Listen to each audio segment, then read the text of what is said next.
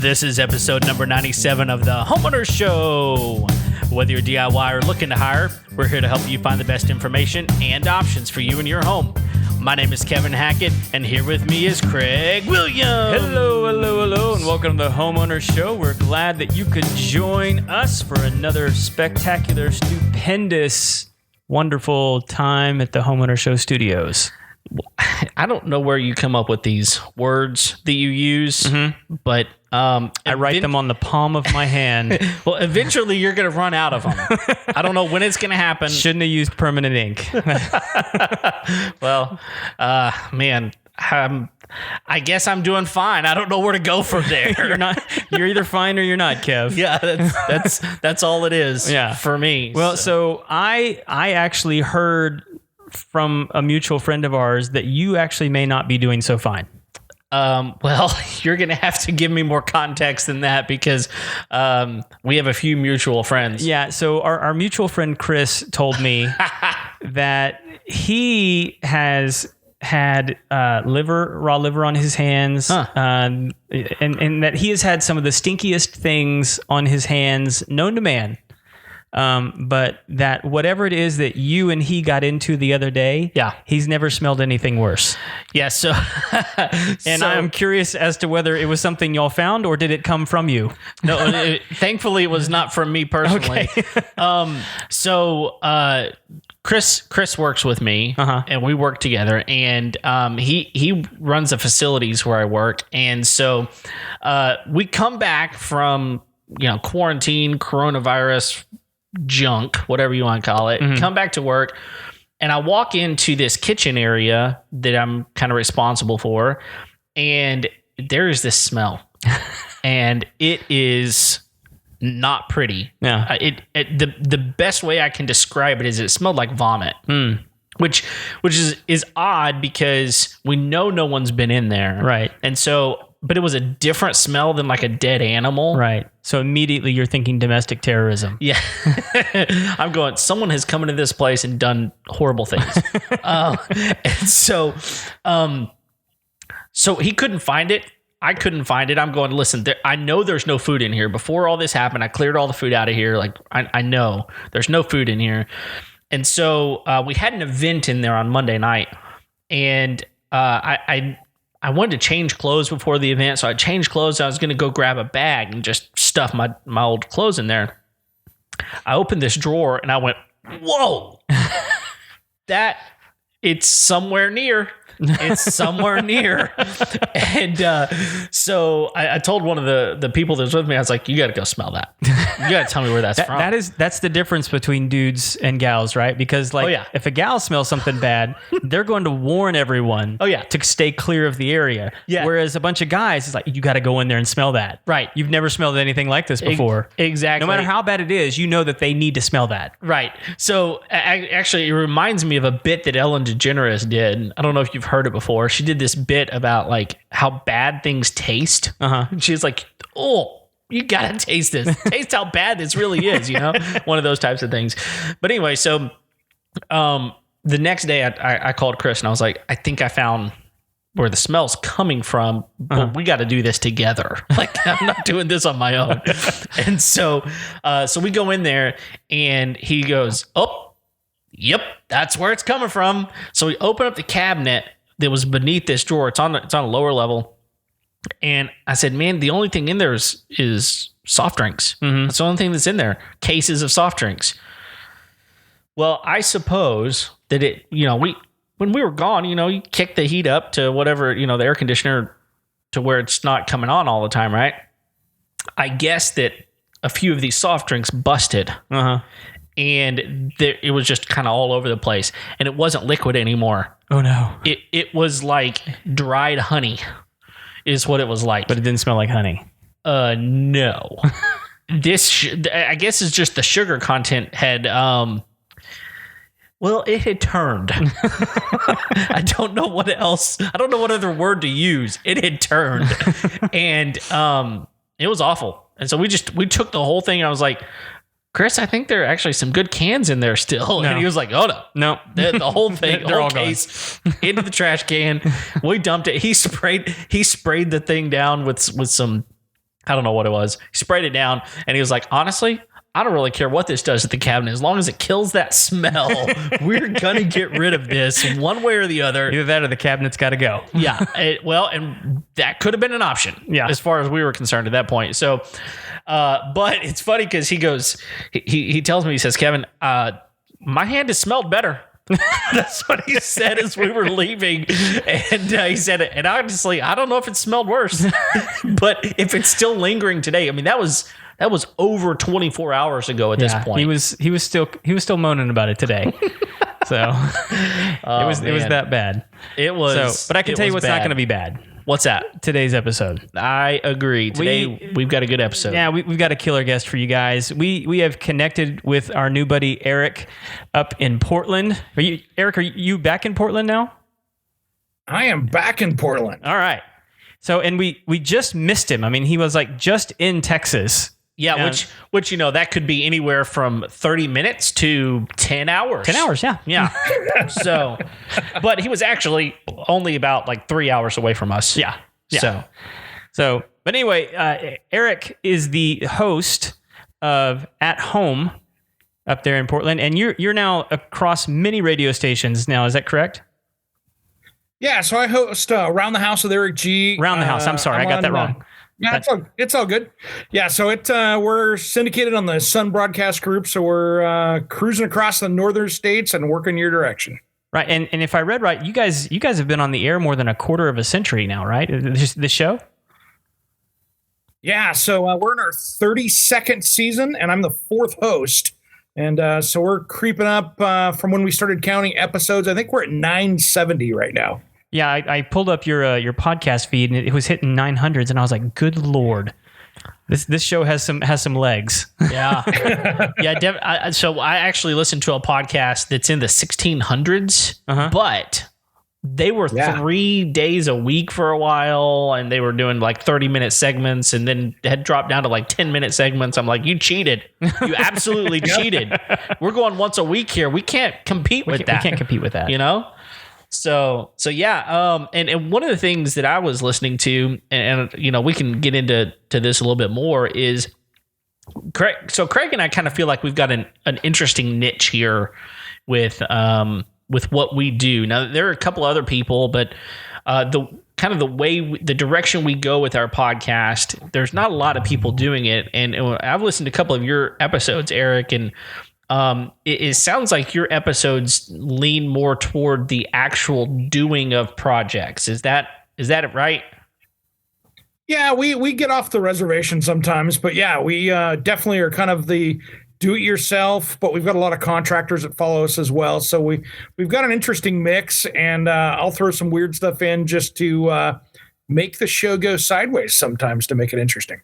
Nice. Are you talking like Coke cans in a cabinet sideways, or no? That's not just sideways. That's on the floor, like laid out prostrate. Is what that is. Yeah, that's what I call hobo power as far as the smell. So. Yes, definitely. Intentionally trying to deter outsiders. That's yeah. No, sure. We like my craziest show probably is where we had the paranormal alien Bigfoot style host Clyde Lewis on. We talked 2 hours about haunted houses. Oh, that's awesome. Wow. Yeah, that was probably our craziest one, and we're trying to book him again right now because we're at least on the same network, and he lives here in Portland as well. So we're going to do another haunted house one, and it was like I was trying to bull ride for the first time and just stay on for 7 seconds. It was crazy. Well, I mean, let's just be honest. There's some weird stuff out there. Yeah. There's some weird stuff out there. And I don't know how to explain it. When his wife called in and said that I could talk to the dead, and I had no idea that I could, that's when I just kind of went, okay, this is getting crazy. Wait, that you could talk to the dead?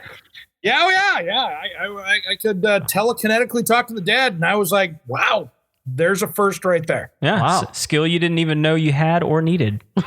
Now I got got to throw that on the resume someplace. That's right. I don't even think it's a skill I wanted. I tell you what, you put that on the resume, exactly. it'll get you an interview. No kidding. Oh man. No kidding. Well, they sound like they're actually like true believers. Like they're out ghost hunting. They're out, looking for the paranormal, the alien, the Bigfoot. I mean, like they're in it up to their necks, right?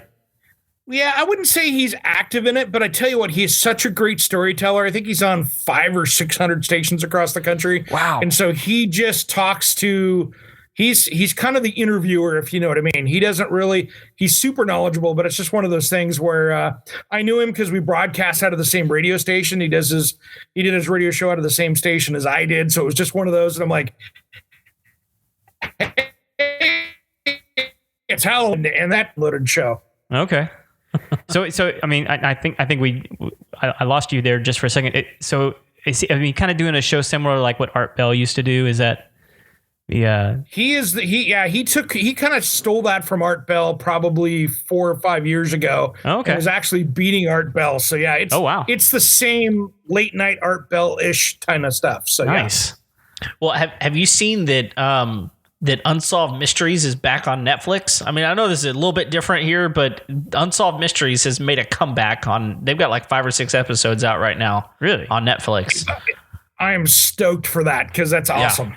Yes. Is that just is that like a murder mystery kind of a deal, or is it like just conspiracies and things like that? Are you serious right now? I'm dead serious. Oh my goodness. You need to remember, man. Like I don't watch TV. Yeah, but I mean, you were 9 once, weren't you? Yeah, Okay. And they didn't let me watch TV then either. Oh, okay. So even I'm shocked. You're kind of showing our age here a little bit, but so Unsolved Mysteries was these all and there were all kinds of stuff, but they were these unsolved cases. Okay. That Unsolved Mysteries would go in and almost, they wouldn't necessarily open them up, but they would go and they would interview people and they would talk to people. And a lot of times there were like UFO sightings types of things, but a lot of it, was around, so-and-so was found dead and they never figured out who it was or anything like that. Like there's a place actually just outside of the college that I went to in Abilene, Texas, that is called Anson, Texas. They've got what they call the Anson Lights. Oh yeah, I've heard of those. This kind of paranormal type of thing as well. And Unsolved Mysteries actually did something with them, but it never wound up airing. So it's that kind of stuff. We have 2 places in Texas that does that. We got the Anson and then the Marfa. Yeah. Exactly. So anyway, crazy. Well, I guarantee that's not the majority of what Eric talks to his guests about. Promise you. So I guess something I'm curious about is just kind of tell me a little bit about what it is that you do and kind of give us some background into you a little bit. Yeah, it's funny. I started out going to a trade school in high school doing radio TV production, and then started doing radio and realized that I was going to starve to death. In 1991, I could make $2 more an hour at McDonald's than I could do in radio and drive time. So I got out of it, got into interior design and started designing and running remodeling companies and things like that. And then I started getting back and made it all work. Oh, okay. Well, so you said you've been, how long have you been hosting this show then? The Around the House? So I started to go 10 years, and then I turned around and took over about 4 years ago. And it was the Around the House with Handyman Bob and Eric G. And then about 4.5 years ago, it changed to Around the House with Eric G. And now I own the show, and we made some significant changes. We kind of had a older listening audience because Handyman Bob, who's still a good friend, was in his 70s. And so we kind of had that age of that, if you know what I mean. And now we've kind of made it a lot more hipper and a lot more fun and do a lot more stuff. Yeah, it seems like you guys are doing like lots of videos and product reviews and different things like that now as well. Yeah, absolutely. Trying to do more of that. And we're going to start doing some more live videos and stuff with the show, and just finishing up building the set here behind me. So we'll have a one-stop shop for shooting videos and, of course, doing the weekly radio shows / podcast. Awesome. Yeah, it's really nice to have a kind of a place that's yours, that you can you can do your own thing out of. Craig and I are fortunate enough that he's got a place here at his condo area, house, land, barn, dominium, the compound, the compound, whatever it is that he lives on here. That we've been slowly working towards making our own, and it's been nice to have a place. It really makes a difference for sure. Yeah, it does. And I've been so busy for a little Fox 12 station, so I do TV segments for them. So like this morning, I was downtown at 9 o'clock in the morning doing a TV segment down there, and then running around. So there's always a project I'm filming this weekend, doing a deck edition, and you know how it goes. You just there's a lot going on, and we all try to keep it under control. Well, and so you're doing these TV segments for this Fox station. Do you have like a regular crew that goes in and does these projects with you and for you? Yeah, I've got two crews. I've got the one crew that is a TV station crew that comes out and films that, and then I have because I live in Portland, I stole the Nike commercial crew that does all the Nike commercials for them here in Portland, and so. They're my video crew as well. So like when I did those Greenworks power tools, I've got a super high-end pro team that helps me do my higher end videos. Otherwise, I'm just doing, like everybody else, and doing cell phone quality, decent stuff that way. Yeah, which, to be quite honest, some of the cell phone quality stuff out there is pretty good. It really is. It is. It is. My crew showed up for the first time when I was doing these Greenworks video, and the guy showed up with $100,000 worth of camera gear, and I'm like, that's better than my my little cell phone here. Yeah, I would guess heavier too. Yeah, so that's Craig. I figured out what the fundamental difference is between us and Eric G. Yes. We don't do this for money. we have to have a real job. Sounds like he's got a real job. He's got a real job. We haven't figured that part out we got yet. fake jobs. That's the problem. Yeah, well, we got real jobs. They're just not this podcast. Well, but I will say that the end goal is probably very, very similar, right? I mean, at the end of the day, we started this podcast because we felt like there were some things that some other people needed to know, needed to hear, needed some, someone to help guide them through the process of what does it look like to own a home. And when you have contractors come into your home, I mean, so many times you don't know whether they're reputable, whether they're not. Well, how do I know what questions to ask these people? And, at the end of the day, how do I know that a plumber who's charging me $400 is doing the same job that a plumber that's charging me $900 is doing? If they say they're going to do the same thing, parts got to be the same on a toilet, right? So, like, how do we navigate all of that? And that's kind of where we kind of jumped in here. And so I guess our end goal is kind of like, let's help people understand how to navigate owning their home a little bit. So that's awesome. And one of the reasons I was actually down in Portland, I was working with Roger Wakefield, one of your guys' star plumbers down there in Dallas. So I was shooting some videos with him, and he was telling me some of the things that he sees out there on bad plumbers. And I was totally shocked when I've been doing home improvement this whole life. And I'm like, really? A bad plumber will actually load up in his little video and show you that you've got roots in your plumbing and you don't, and they can load it up on their machine and pretend like they have it. Yep. It was shocking. Yeah. Yeah.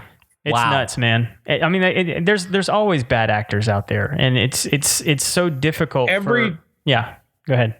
Every trade has them. I mean, it's like everything out there. There's a couple bad of everybody out there. And that's the tough thing. And what you guys are teaching as well is how to not find those when you're looking in the trades to find those people. Because there's some amazing people out there that'll bend over backwards and do you right 100 times over. But you're just trying to dodge that 1, 2, or 3% out there that are trying to just take your wallet from you. Oh, yeah. And all it takes is that one experience to sour you on all the rest of them. It just takes one to create a bad name. Yep. So... yeah, and I guess that's the really hard part is how do you know what you're getting? And it's really hard to know, which is why I think the DIY movement is maybe as big as it is, because it's like, listen, with YouTube, I feel like I can do just about anything because I can hone in. Like, for example, if I want to do something on my vehicle, I can hone in on the exact make, model, year, body trim down to the the minute detail, because somebody on YouTube has put up a video, shown me how to do it. And I think that's why people are looking around going, listen, I think I can do this, which actually is one of the reasons I think your show, Eric, is so valuable, because you're actually helping them figure out how to do these things, correct? Yeah, and the problem with YouTube though is just like everything else, is you end up having that somebody on there that thinks they know what they're doing, but they're actually giving absolutely horrible advice of how not to do it. And so you've got to weed through YouTube as well, because there's some people on there that I'll watch a YouTube video and go, are you kidding me?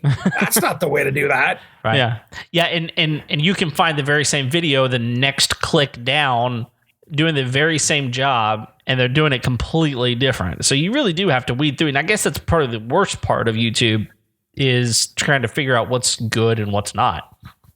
So yeah, there's some really bad things, and there's some things where it's like, okay, I'm doing this really simple project, but where it starts to come off the rails is where you see people trying to do like tile showers and things like that, and you're like, oh no, that's wrong. Oh no, that's wrong. Oh no, that's wrong. Oh, that. Well, yeah, bathroom tile has got to be one of the more difficult ones to actually get right. I mean, especially like if you're doing like a tub surround, or like a tiled shower or something like that. I mean, like there's specific things those guys have to do in order to make sure that those things are watertight and sealed properly and have the right backing, and all kinds of stuff. I think the number one wrong thing they do is the waterproofing part of it. That's the part that I'd say the most common mistake is that they, hey, I got the tile board up and I'm going to start tiling, and I'm like, you forgot the waterproof membrane in there someplace. Yeah. Yeah. And I've done some of that, and it's not the easiest stuff to put up, although just about anybody could do it if you know what you're doing. But the other thing is, like, there's so many different products out there that trying to figure out which product is going to be worth my time, be worth my effort, and at the end of the day, provide the end result that I need, which is I don't need water behind my tile, right? So, oh man, no kidding. No kidding. And it's just like, in California, they still do the hot mop tar tile. They put the shower base in, and they'll come in and with a hot bucket of a tar and put tar down, and that's completely code. And I shake my head and go, man, you are the only state in the country that I think will actually let that happen. Which is weird, because that's one of the like more highly regulated states when it comes to like codes and laws and regulations, and I don't know what's wrong with tar, but like I'm picking up from your context that it may not be the best practice. Well, I mean, it's sure not as durable and withstanding as like a Wetty or Sluter or any one of those other waterproof systems that are really good, because especially in an area that might have some seismic activity, I want something that's going to hold up well. Tar doesn't last forever. Look at your road out there, but it's just one of those things that, it's an old school way of doing it, but there's things that I just shake my head at and go, come on, guys, let's get into the 21st century with it at least. I wonder if they feel like they would just be like, looking down upon their tar pits or something like that. Has he actually been on your road? That's what I want to know. Come drive on my driveway. Let me coming into your property. It's better than it used to be. Yeah. We'll say that for sure.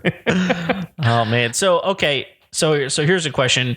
How did you get into? I mean, you're a big part of your show is helping people know how to do things around their house or whatever. How did you learn some of this stuff? Where did you get the expertise to do some of these things? My dad was really into automotive and home improvement stuff. So as a little kid, I was, I'm the oldest of four boys. I was following him around and doing stuff around the house. And that's kind of where it started. But really, when I got into working in a home improvement, we had a coast back in the early 90s. It was called Eagle Hardware that finally got bought out about 2000 with Lowe's, and they bought it to expand out west. Well, I ended up popping around, and I started out as their door and millwork manager, and then ended up blowing my knee out and had to sit down, and I'd already taken some architectural classes in college. So I got into kitchen and bath design. And then I started going around and learning all the other departments, and I didn't know as much about flooring. The one thing that was cool about that chain is they hired retired pros to work in the department. So I went over and would start teaching homeowner classes with a guy that was 40 years in the flooring industry. And when you work with that guy side by side for a year, you kind of get the nuts and bolts of what's going on. And then I started doing it on my own projects, and it expanded out. It was electrical or plumbing. And that's kind of how I learned over the 7 or 8 years that I worked there of how to do that stuff, because I was working side by side with an electrician or a licensed plumber. And then, of course, started doing it on my own projects, and then got back into home improvement radio. So you were essentially leveraging 40 years of experience from these guys and just picking up everything you could along the way. I mean, that's incredible. Yeah, there were guys that they were retired and they were bored after they'd sold their 40-person crew doing electrical, and they were working at Eagle Hardware. And man, I was doing everything they had a locksmith on site, so you would sit there and walk in, and if he was getting buried, I'd come over and learn how to key locks. And I mean, it was just any place that I could sponge in more home improvement information, I was trying to take it in. And there's not like there's a lack of things to pick up. I mean, there's... and it always changes. That's the fun part. Yeah. And so, I mean, like us being in Texas, I mean, like we'd be remiss if we didn't ask you, like, what are some of the big things that you guys have to deal with up in the Portland area? Water intrusion is probably one of the biggest ones because we get a fair amount of rain up here. So we've got everything, so that high performance building stuff is pretty big about putting in the membranes and all those things about the right way to install a window. And then water intrusion in the basement is another big one because, we get our share of rain up here. It's about what we get in, you get in New York City, but we can have 40 days of constant drizzle. And that's where that stuff just kind of permeates things. And so you got to be really careful with, if somebody installs a window incorrectly, 2 years later, you can have that whole cavity rotted out all the way down to the sill plate. Wow. Well, so, are basements kind of a standard issue in the area then?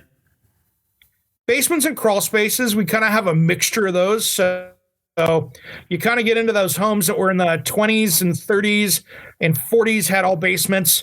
Got into the 70s, you might have had crawl spaces, and then now they're trying to put more basements in. So we've got a mix of those. It's not like in California where there are no basements in many places, but water's a big problem around here, and it's one of those things that that lead to big mold problems when you're not careful with it.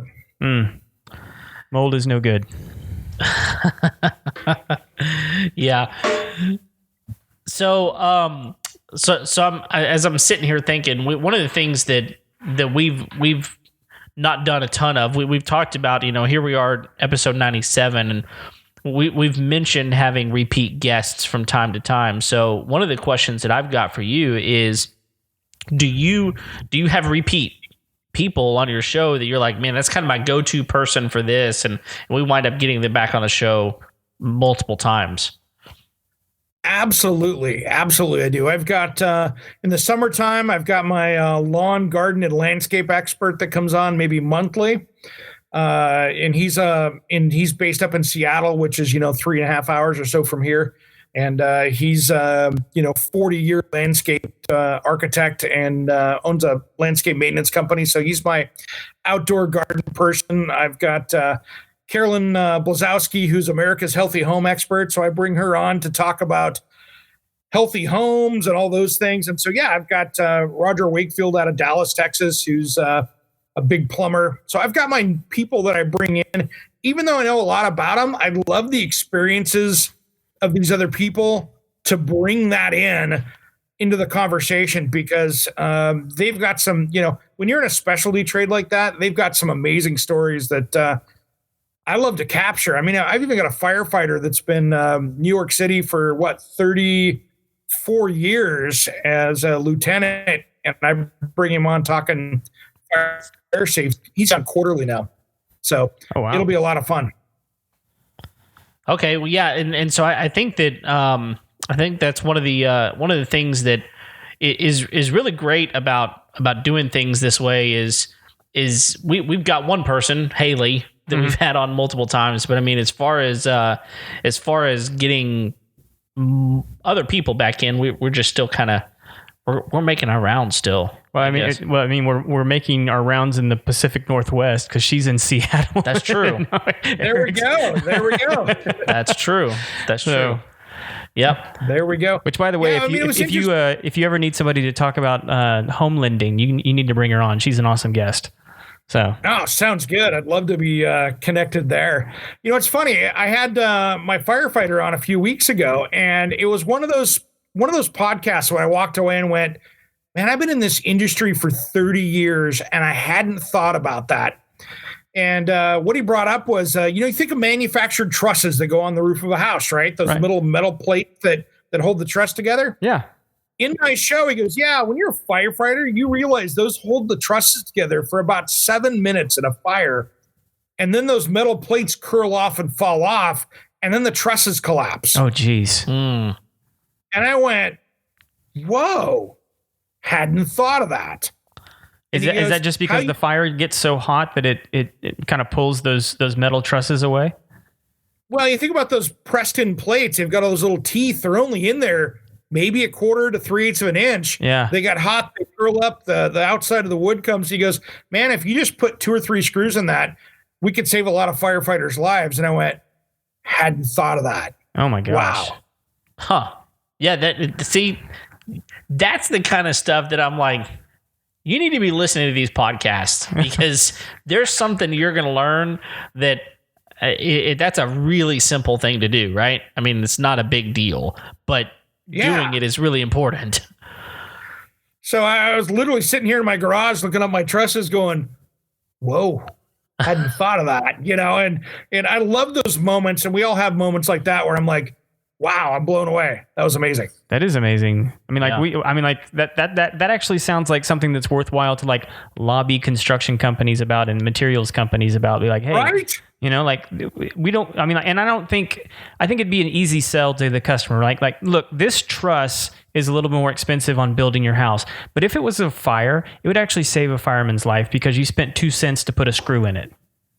I mean, well, think about it. I mean, how much more is it going to cost? I mean, okay, so you've got, each one of those plates, you put in 2 or 3, structural screws in that. As they're putting the truss together, bam, bam, bam, bam. You've got maybe 2 minutes on the whole truss to put the brackets on there. Yeah. Wouldn't be that much to put a couple screws in it. And now, and then he said, and the other thing that kind of added to that, he goes, then you put solar panels on it and it makes it worse. And I'm like, because they're heavy. Yeah. So it was one of those moments I'm like, wow, okay. That's amazing. Yeah. Well, Wow. I tell you, Eric, I saw one. I was at one today, actually, that we've been working on for over a year. And we were dealing with it because termites had eaten basically this entire home from the inside. And we were looking at it initially, and we were seeing some of the structural trusses in the ceiling because they'd opened the ceiling up because there was moisture. It looked like what was moisture damage, but it was actually just termites that were sagging the roof. And wow. As we opened it up, we're like, how is this even staying together? Like there's nothing holding this together. It's literally just pine shavings and just bits of wood. And as we pulled it, we were just, the construction crew came through and was pulling it apart, and come to find out it had all been built around these steel I-beams. And whoever had constructed this house had the forethought to put in I-beams as a structural foundation for this entire home. And so there's actually I think there was 3 or 4 I-beams in this residential home. holding the whole thing up.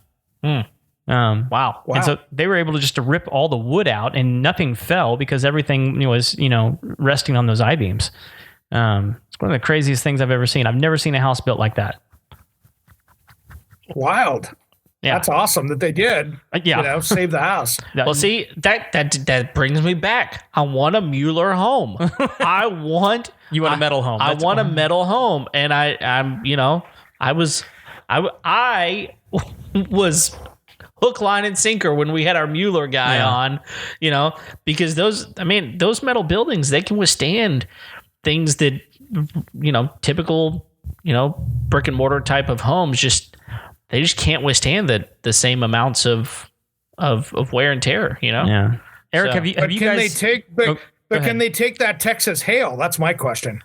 Well, so actually, yeah, it's pretty interesting because they use metal roofs and metal siding and all of that kind of stuff, and I think our roofer friends would tell you that stuff's way better for hail and those types of things than at least that's what they've told us. Yeah, that's what they've said.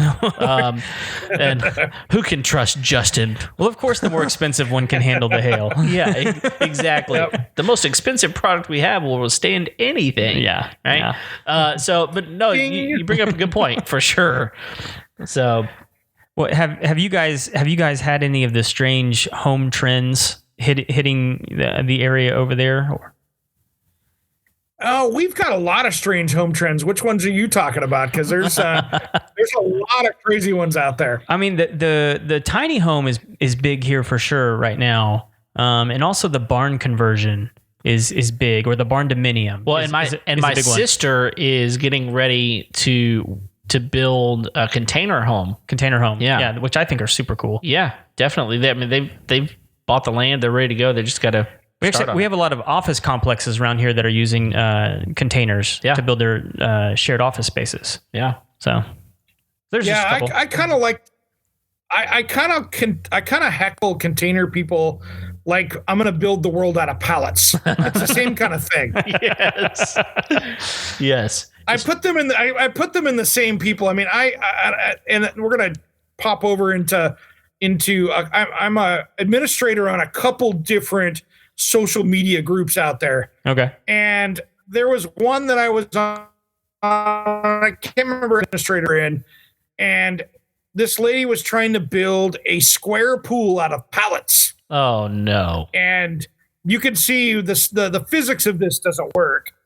And she literally had stacked pallets up around the ends outside of it that were, 4 feet high, and was going to fill this 12 by 24 pool up with a tarp on the inside, hoping the pallets were going to hold this together. Oh my gosh. And it was under her patio right up against her house. And I'm like, can you do a live stream video? Because as soon as I told her it was not going to work, of course the obscenity started going in the group. And I'm like, no, really, you're going to put 3,000 gallons of water in your basement or crawl space, because this is not going to work. I promise you.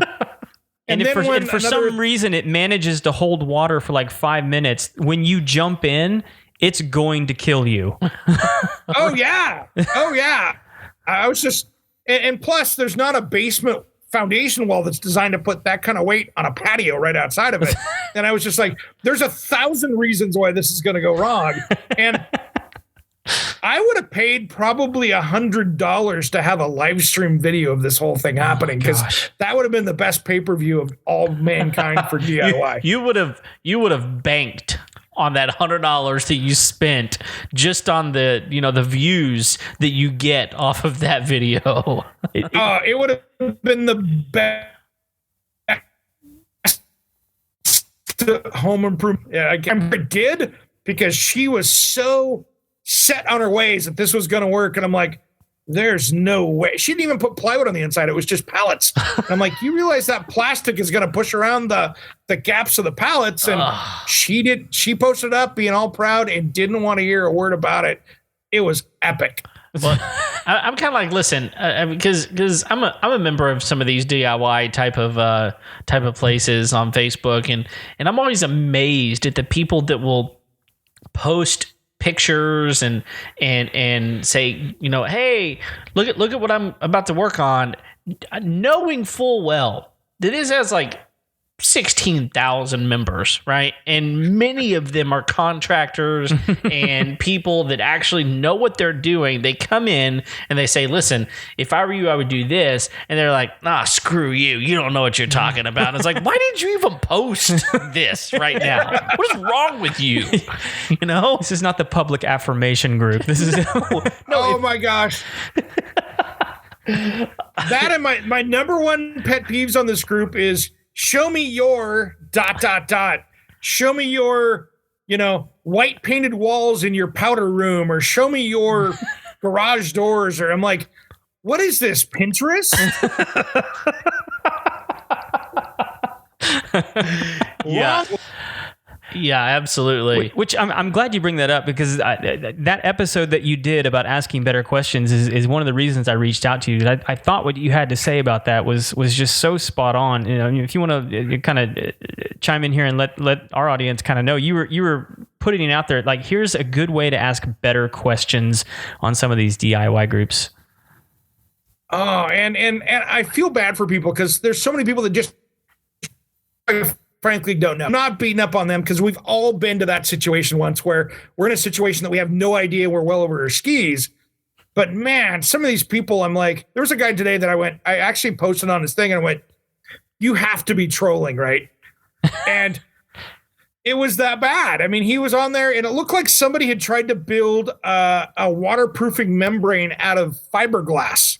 And they were trying to fiberglass. But he took the picture and actually said that he was using Vaseline as a membrane and was going to tile over the top of it. And I'm like, you're trolling, man. Sorry. And other people were like, well, you got to put Red Guard on first. I'm like, come on, guys.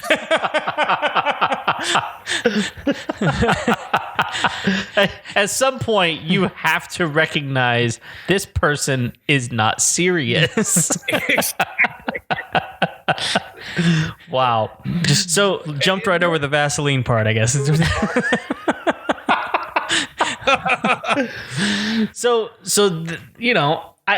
of the questions that we encourage our listeners to ask is like, when you have someone come to your house, like, ask good questions, and good questions are going to render you good answers. So be smart about what you're asking. So let's say, for example, that I want to put new countertops in my kitchen, and I want to post something on the internet, on one of these DIY, even professional Facebook groups. What is the best way to ask that question? Well, first of all, my advice before they even got into that would be to find out how old are these cabinets, because if you're taking 20-year-old cabinets and you're going to go ahead and put new countertops on them and they're quartz, stone, whatever else, it's like taking your 1982 BMW that's got 300,000 miles and putting a paint job on it. Is this really the smartest idea for your house? Yeah. Because what happens is those cabinets are well past their prime. So you want to kind of make sure that you're not going to do the cabinets down the road because you're throwing the countertops away. But the best advice I could give people is take a lot of pictures, know kind of the direction you want to go with it. As far as, am I going to do tile or laminate or quartz or granite on the questions? But you have to know that as you post that up, you're going to have some people, they're going to kind of troll you. There's going to be the know-it-alls. There's going to be the people that give you bad advice. So you have to kind of weed through that stuff to find the real answers of whatever that question is. All right, so I've got kind of a snooty question from your response. Are people still doing tile countertops? Yeah, because it's a cost-effective solution, and they want to use like 12 by 24s. I'm still seeing people do it out there as a DIY project, because what happens is just people go out and look and say, wow, my granite or quartz or any one of the slab style countertops are still $3,000, $4,000, $5,000, $10,000 pretty quickly out there. Yeah. And they want to do it as a DIY project. That's not a DIY project. No. So now they look at it and go, well, all I can afford to do is myself. So I have laminate and I have tile. Well, I hate laminate. I'm going tile. And that or butcher block or pallets or B board, B-board. you know. Well, or I mean, fair. I mean, it is somewhat cost effective to do concrete, isn't it? It is. You got to have some pretty good DIY skills because the forms you build have to be spot on. There is no making that up. I learned how to do kind of concrete countertops, but the guy that kind of out of San Francisco, Futong, he has Cheng Design, and so he's got a great resource, and I've always leaned on that for doing concrete because he does. If you look him up, he's got the Bible, and he sells all of the materials for doing concrete countertops right. And so that's the guy that if I have to go do any concrete stuff, and I've done it before, I just go over to his website and take a look at that because it's a master's course in concrete. Okay, so you cut out on us there right as you said his name. So I want everyone to hear his name. So tell me his name again. Yeah, that is Futong Cheng Design out of San Francisco. Okay. All right.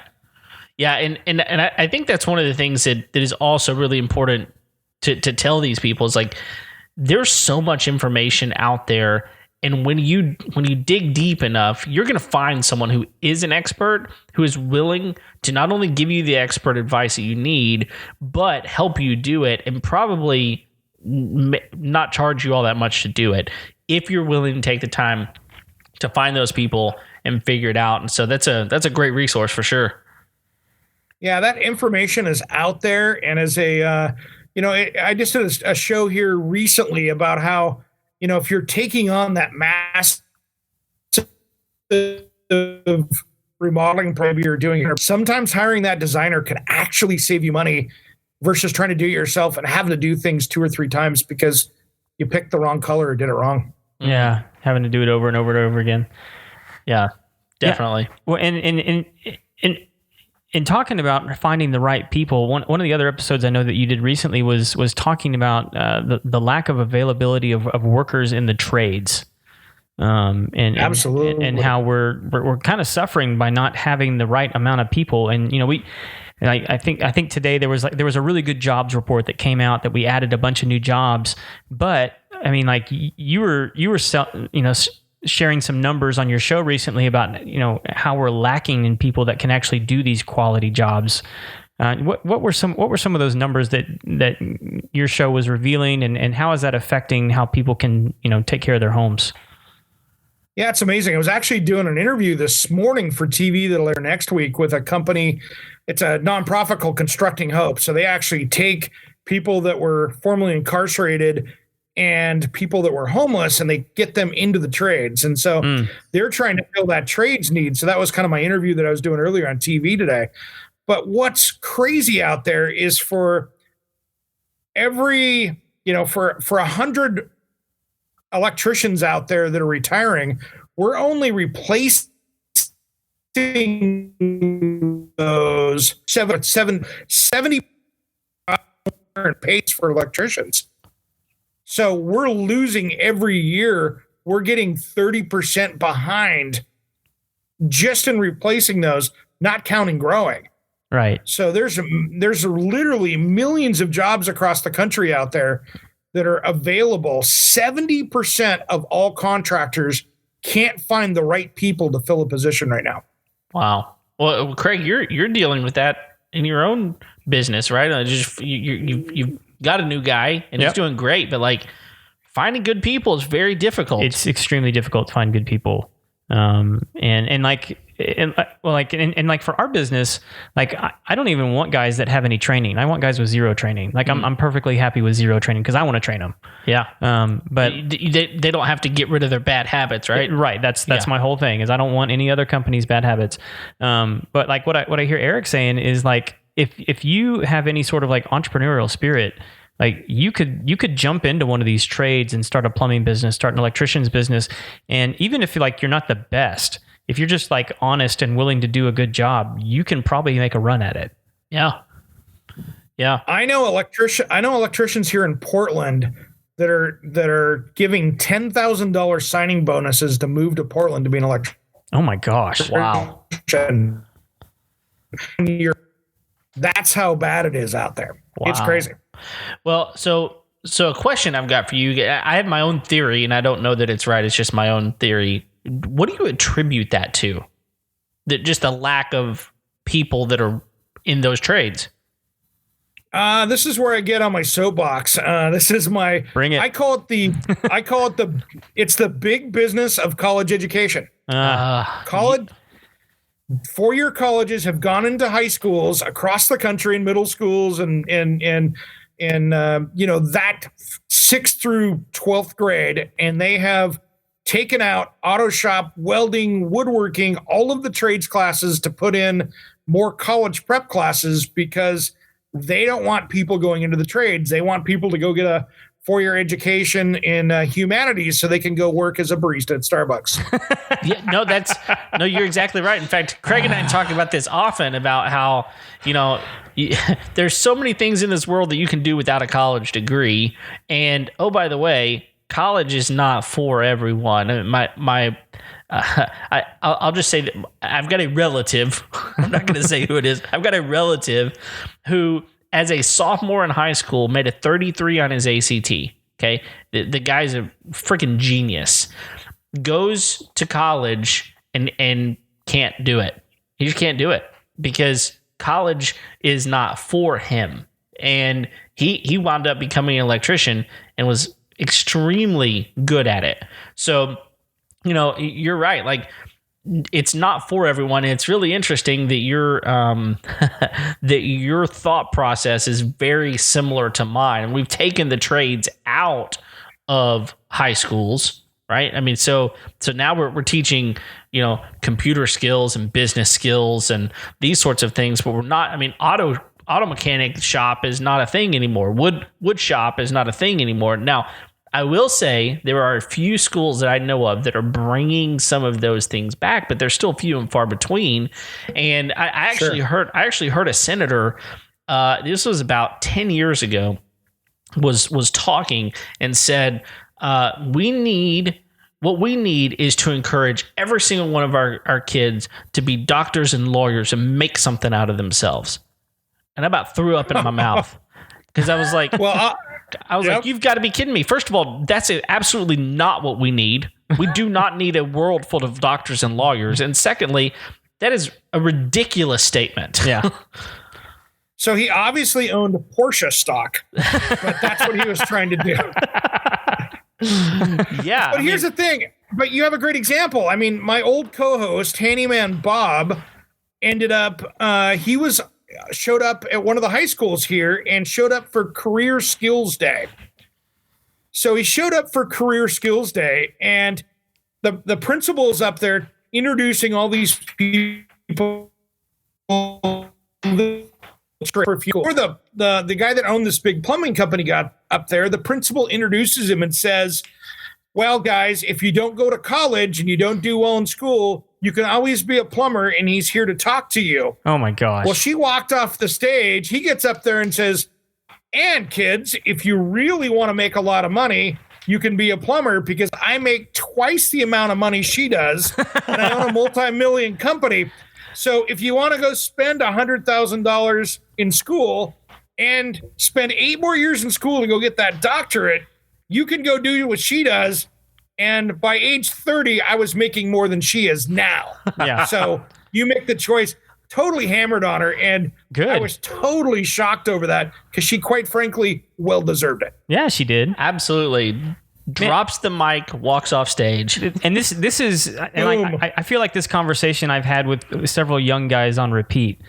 So many times I talk to guys and I'm like, well, and you have that same conversation, like, well, what do you want to do? You're like, what do you want for yourself? What do you want to end up doing, being, all this kind of stuff? And then they kind of share with you, what it is that they want to do. And I say, oh, cool. What are you doing about that? And they're like, well, I'm going to school. And then you talk to them and like what they're going to school for has nothing to do with what it is that the job that they want actually entails. And so I've got a fix for that. Here's what they need to do. I would pass legislatively a bill if college aid you have to submit a business plan with that of how you're going to make that money back and make a career out of what your education is. Mm-hmm. Because if it should be like you and I and everybody else going to get a business loan. Okay, you want money to do something great. Please explain out to us how this makes sense. No, that's a great idea. That's a great idea because what it would do is it would deter a lot of people because they don't know the answer to that question, right? I don't have an option for that. Yeah. Yeah, and if you don't, then why are you going to go spend $100,000 on college when you don't have a way to even pay that loan back, let alone be a member of society using that degree? Well, and here's what boggles my mind about this every time is when I talk to these guys and I finally figured out what it is that they want to do, I usually know somebody that's doing what it is that they want to do. And so I'll say, why don't you go talk to Paul? Paul's a good guy. He knows what he's doing. He'd be happy to talk to you about this. And they won't do it because it doesn't come with a degree, but they won't go have a conversation. And it's just this weird thing that we have where it's like the actual thing that you want, you've convinced yourself that it's not as easy to go get as it actually is, when it's like it's 10 feet away and it's a guy or a gal that's willing to have a cup of coffee with you. Yep. Definitely. That has 3 degrees guy's got 3 degrees in computer engineering and he mixes paint for a living. And I just don't understand it. Yeah. Yeah, I mean, there's a lot of money to be wasted on school. When I tell people all the time, 90% of the places that you are going to get a job at is going to teach you how to do that job, even in fields that you have a degree that qualifies you for that job. In fact, you had to have a qualifying degree to even get an interview in that place. They're still going to bring you in, teach you their way to do it and how to do it. And if you don't, they're going to fire you. Right. Mm-hmm. So, you have options here. It just depends on what you're going to do with your options. No question. No question. All right, Eric, I'm gonna do a weird pivot on you here, but I know that you've reviewed several of the Ego products now. And I know Kevin's a huge fan of his Ego weed whacker that he's got. Is it weed whacker or weed eater? What's the Well, I try not to use the word whacker as much as possible in sentences. Uh-huh. However, I would use weed eater. But they call it a trimmer, right? Is what they call it. Weed whacker it is. And actually, I'm going to go ahead and correct myself. It's not Ego. You actually review Greenworks products. Did I say that right? Yeah, you got it. I did Greenworks last year and this year. So okay. All right, good. Anyway, what I was going to ask you is I've started seeing so many battery powered, tools and yard equipment and things like that. And I saw the other day that Ryobi has come out with a 0-turn battery powered mower. What? Have you seen this, Eric? I saw the Ryobi one. I actually sat on the Greenworks one that'll do 0-turn mower. It'll do 3.5 acres on a single charge. Oh my goodness. It's insane what they're coming out with. That and the thing about it is like what people don't understand, and this is a mindset that people have to really turn the corner on, is that the battery is more powerful than the gas. And it is unbelievable that's the case, and people don't believe it. And until you hold that thing in your hand or you sit on that thing and ride it, you might not believe it. So have you actually done an actual review on that 0-turn yet? I haven't, because it's so expensive and it's so commercial. I would love to, but I'm not sure they're going to go send me like a $30,000 mower. I don't know what that thing costs. Yeah, is that really what they're going for? I have no idea what it is. I bet you it's in the 20s. Really? I mean, it's a commercial. Like, I own a golf course. I want to have the green tool, but I'll be honest, the air hose, the power cord, and the gas engine is dead for power tools. Yeah. Mic drop. It's done. Yeah. I'm with you 100% because there is no way that the EPA is going to wind up getting involved here. I mean, like somewhere we're gonna have people that are going, listen, you cannot develop that any longer because we have other tools that will do it, and you don't have to have gas any longer. I mean, Milwaukee Tools has a power pack you can take to the job site now in their MX fuel line. You can take out, and I got to see that a little over a year ago, and I had to sign a non-disclosure on that. But you can literally take this thing out that's the size of a small generator, and you can run your job site off of it. And when it's done, you can throw another battery on it and continue. I mean, you can run your microwave, you can run the anything else off of this thing all day long. Yeah, Ego has one as well now, and you can put 4 7.5 amp hour 56 volt batteries on that thing. So yeah, it is a 3,000 watt generator. So I mean, yeah. and they've also got a power pack that like you wear like a vest, and you can just load up batteries on the back of that thing, and just you go. So the ways that they're making these things portable is just amazing. Yeah, I got to play with their breaker jackhammer last year, and it was amazing. I mean, this thing was the heaviest duty jackhammer that I've ever used on a project. It was battery powered, and I busted through 6-inch fiber reinforced concrete in about a second and a half and broke off a huge chunk. And I had my badge, like when you go to a trade show, you have that badge hanging over it. Yeah. The video that I shot with that, it wasn't moving the badge. It was like I was holding, couldn't feel the jackhammer hitting. It was, if you were out there working on a job site, you could use this thing for 10 hours and not be tired. Oh my goodness. Well, I don't understand why. I mean, just to back up on that Ryobi zero turn, I think it's going for about $3,500, $4,000. Really? That's actually somewhat competitive too. And that's why I noticed it. I was like, this pricing is not far off from like the gas one, which I mean, like, so if it has any like utility, I mean, like the gas ones are just done. Yeah. And yeah, the one I was looking at was your professional lawn care. It had like a multi fold up deck. It was probably a 10-foot deck. Okay, yeah. So like that's and so like that's why you're saying 30,000, and because I mean that's a professional rig that usually you put like a diesel motor on or something. Correct. So yeah, this was I'm the one I was looking at. It's like a 42-inch deck. For like that's awesome. And the only downside though is I've seen some of them for sale already on like Facebook Marketplace. Oh no! And I'm like, that's not a good sign. No. Well, it's like anything. Don't buy the first generation, right? Wait till that second generation comes out. So, yeah, I mean it's crazy. Like this new MX Fuel that I was playing with.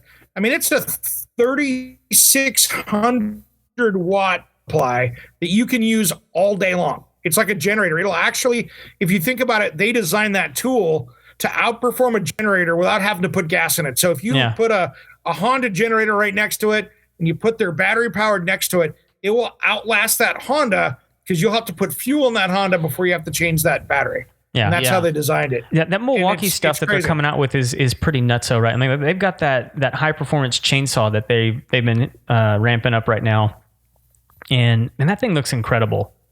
It's hanging on my wall right over the top. If you look at my picture up there, it's hiding up. Yep. Nice. Well, I was actually really close. I was doing some work in my backyard. I need a chainsaw, and all I have, because I mean, I've always just lived in a residential neighborhood house, right? All I had was a 16-inch electric chainsaw. Now, it does a pretty dang good job actually, but I was this close to going out and buying the Ego just to have it because I already had a battery for the thing. I was that close to going to get it because these battery powered chainsaws are doing unbelievable things, and not only that, they're a lot quieter, they're a lot lighter to handle, and like you're talking about that generator, it's a tool, it's like a generator, it doesn't make any noise. So you're out there on a job site, it doesn't make any noise, and you're not pissing anybody off because you're running a generator the whole time. Yeah, I own the Milwaukee, I own the DeWalt, and I own the Greenworks. And I'll be honest, the Milwaukee's the best one. Probably my second. It's close to a tie between the Greenworks and the DeWalt, but the advantage to the Greenworks is that's a 60 volt chainsaw versus a 20 volt. So it's kind of two different classes when it comes down to it. Well, and so what is the Milwaukee running? Is it still on their 18 volt system, or is that what are they using? It's an 18. It's an 18, but they're using a 9 amp hour battery in it, so it's a big battery. Yeah, that's one of the cool things about the Milwaukee, that they really have an advantage over these other companies that are just doing lawn tools, is that they've got a whole lot of power tools that, a drill and an impact driver and a flashlight and all these things. It's the same battery for all of those. So, man, you can completely outfit your entire garage with a Milwaukee battery, and Milwaukee makes some of the best tools on the planet.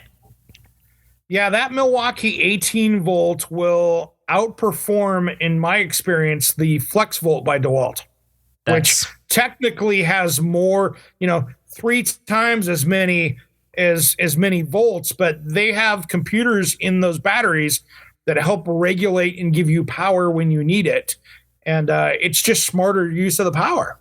Yeah. It's insane what they're doing with this stuff, man. Yeah, and that's why it's hard for people to understand that it is more powerful than a gas motor. And it doesn't make sense to us, because we're looking at double A's going, well, I can change my TV with this remote. It's a completely different type of battery that we're talking about here. I mean, I'll be honest, and it's funny you bring this up, because tomorrow morning, after I get my podcast stuff mixed up for Saturday, I'm actually throwing on Facebook Marketplace the last of my corded power tools and my air tools, because I just, quite frankly, I haven't used them in a year, and why do I need them? Yeah. You don't. That's the answer.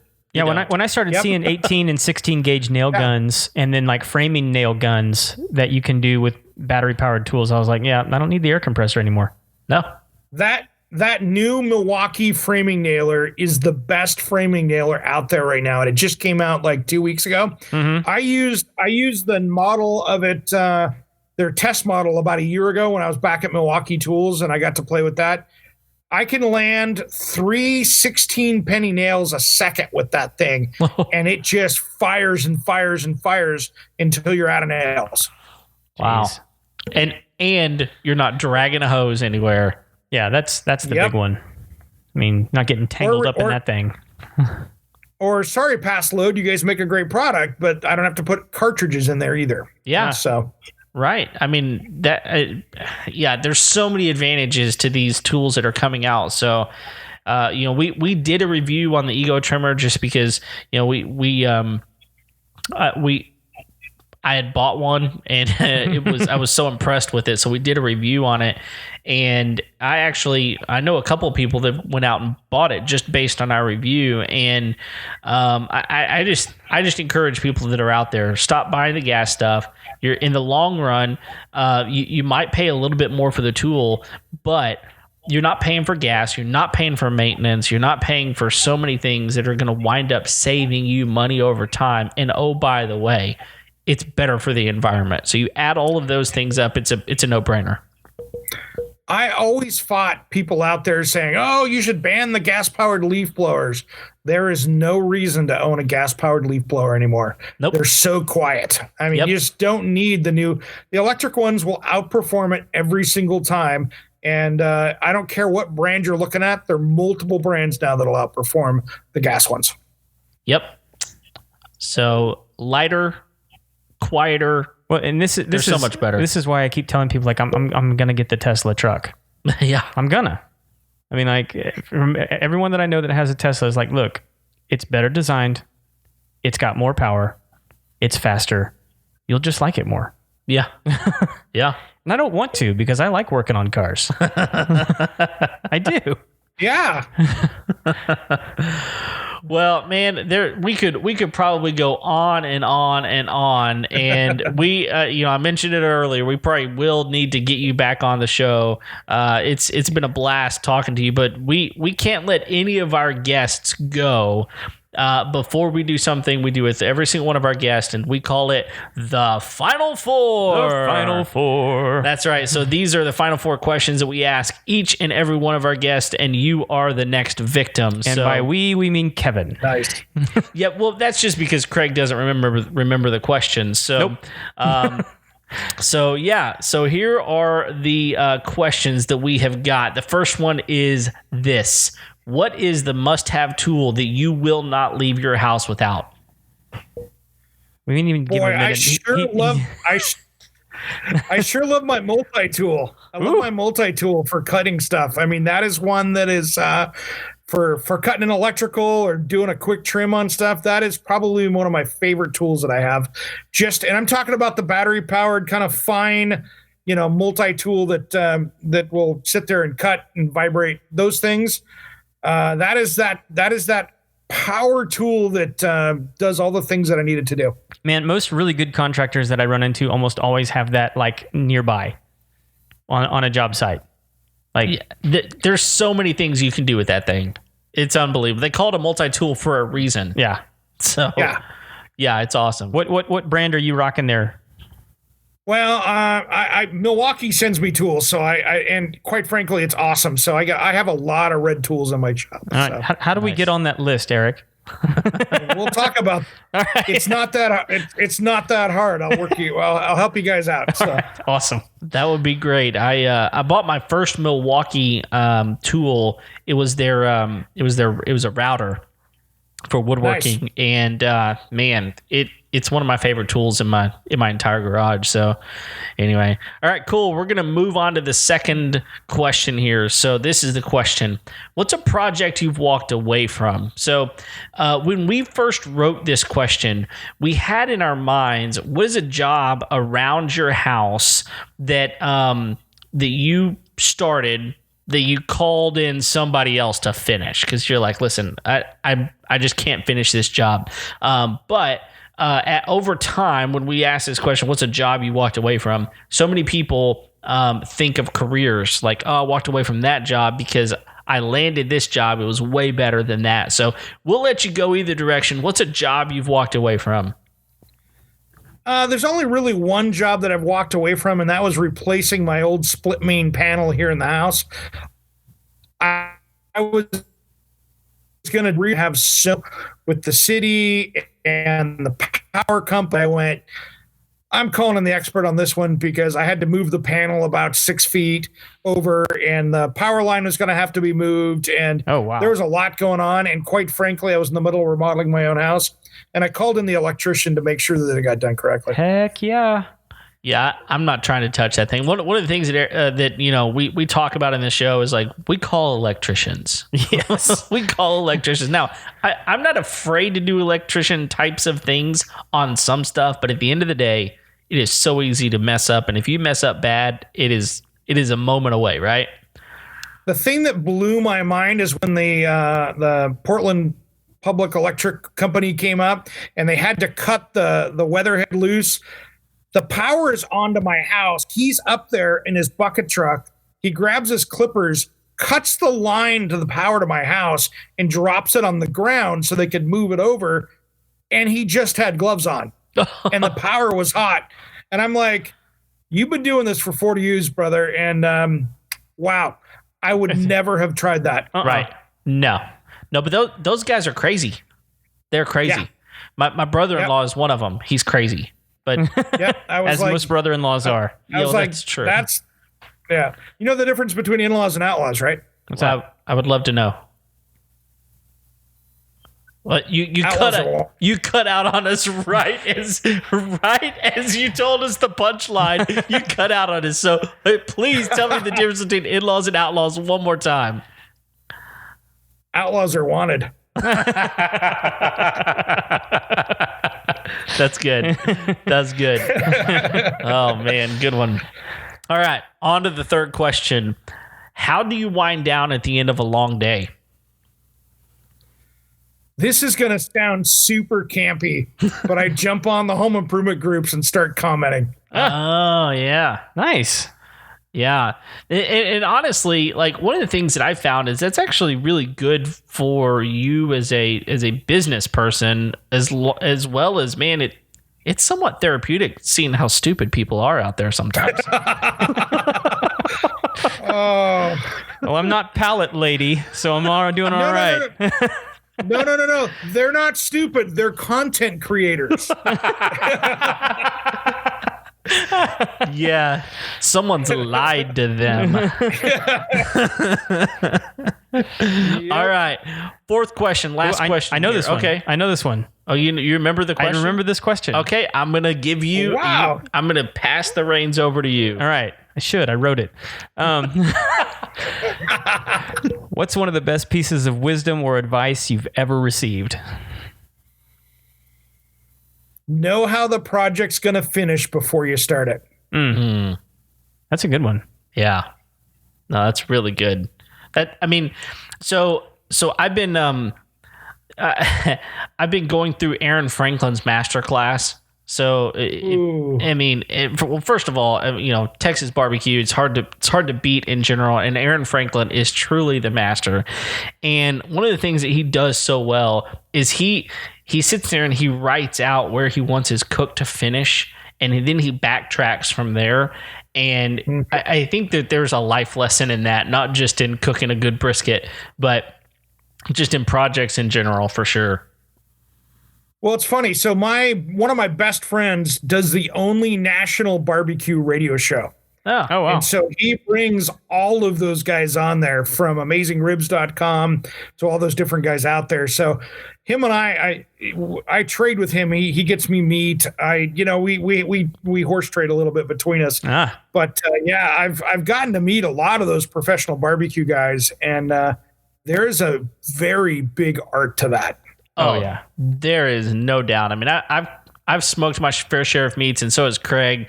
And man, to get those perfectly consistent like they do each and every time, it's absolutely fascinating to see them do it, for sure. So, all right, Eric, we got the secret and fifth and final question of the final four, which makes no numerical sense, but people have come to expect it on the show.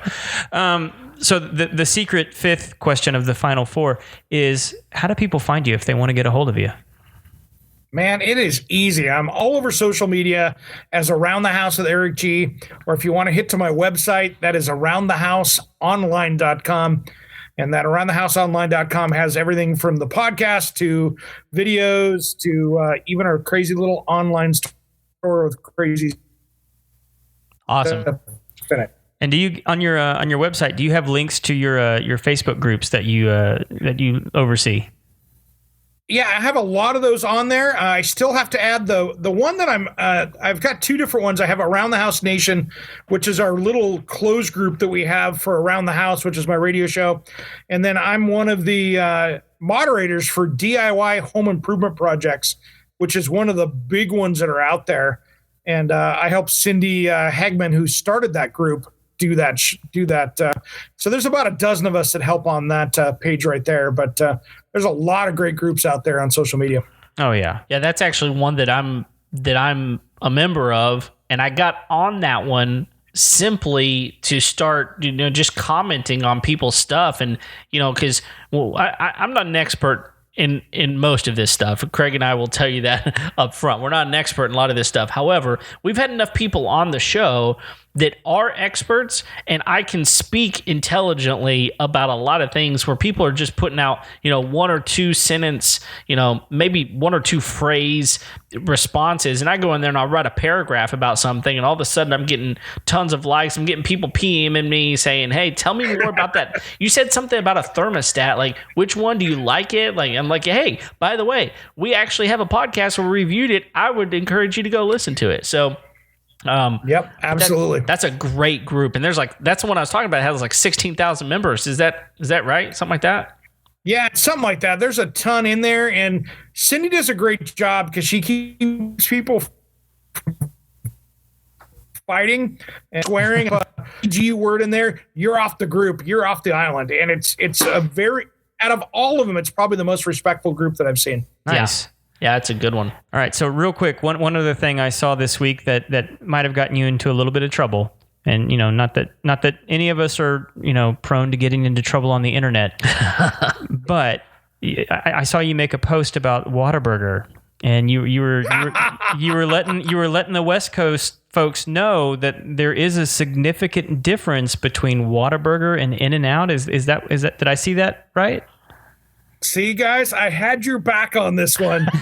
all of my West Coast friends, I was getting ganged up on this week. But man, I love my In-N-Out, but Whataburger just crushes it on a couple different fronts. Oh man, yeah. The only thing, my only beef with Whataburger is I think they pay their employees by the minute because they are slow. True. However, yep, you get a good product. Yeah, it's worth it. Worth it. So I'll tell you how slow it is here with In-N-Out, because In-N-Out just opened a store up, the closest store to us, and there's only one in our metro area. And I'm on a social media group there where it's literally a 45 to 150 minute wait to get through drive-through, because it's the only one within 500 miles of here. And if you want an In-N-Out burger, you're going to go stand in line for 2.5 hours in drive-through. Good Lord. No, I don't want an In-N-Out burger that much. Ever. No, like Chili's to go, please. Like, just give me. Oh, that was low. Whoa. any audience we may have garnered on the West Coast, they're gone. No, I do love In-N-Out. We have a few. There's one, or I think there's just one. They just opened one here. Yeah, there's one in Katy, in the Houston area. There's a few up in Dallas. But I will tell you, they taste better on the West Coast than they do here. I don't know what it is. I don't know why. I don't know if it's the sourcing of food or what, but they taste better on the West Coast. I promise y'all. Here's the secret with In-N-Out. You have to order it animal style, so you have all the different stuff on it. But the fries they're kind of like a hand grenade. They last for about 4 minutes, and afterwards you throw them away. Yeah, that's true. There's no saving those. No. Nope. Yeah. If you're more than about 8 blocks away and you're still eating fries in your car, throw them out the window, man, because it's bird food at that point. It's over. It's over. It's over. That's good advice. That's good advice. You heard it here first on the Homeowner Show, y'all. Well, listen, man, it has been our pleasure. Thanks for hanging with us. We've had a couple of internet things happen here, but it's been an absolute pleasure. We would love to have you as a guest on a future show if you would be so willing. So let me know, brothers. All right. Well, listen, if you have not already, please go ahead and hit the like button. Go ahead and share this podcast if you have not already. We are on YouTube, so yes, go and subscribe, hit the bell, leave us a review on iTunes. That would be fantastic. It would help us out a lot. But if you're here with us this long, man, y'all have stuck with us. We are almost at 100 episodes. Almost. Craig. We're just inching up to that line. So pretty excited. Homeowner Show Centennial. That's right. Yep. We're gonna do something special. Yeah. I don't know what it is yet. We don't have no idea. Yeah, no idea. We've got 3 episodes to figure it out. That's exactly right. But anyway, thank you. We're here every Tuesday. Thanks for hanging with us. Thanks for downloading today's show. And until next time, we'll see you later. See you.